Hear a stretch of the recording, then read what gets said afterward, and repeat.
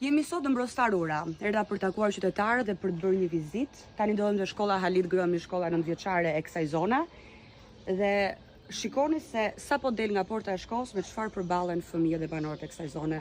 Janë kanalizimet e urave të zeza, afro pakela, të cilat vazhdojnë përgjatë gjithë kësaj vije dhe grumbullohen, e janë i dua t'rregoj se ku, për mos përmendur pastaj për aromën që ndihet sapo kalon në këtë zonë, dhe mua kjo më bëri përshtypje dhe pyeta se çfarë janë këto, dhe më thanë që janë kanalizimet e urave të zeza, të cilat kanë një banore këtu më thatë paktën 40 vite në këtë gjendje që kur ajo ka ardhur dhe ka jetuar. E janë i tu t'rregoj grumbullimin.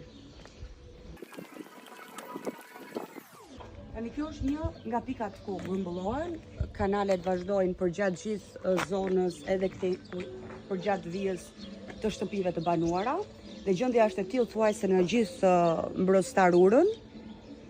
Tani unë kam vetëm një pyetje, jo vetëm për banorët këtu, po për gjithë qytetarët në Fier.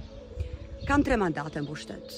Për 3 mandate nuk kanë bërë dot mbylljen apo rregullimin e kanaleve të urave të zeza në këtë zonë.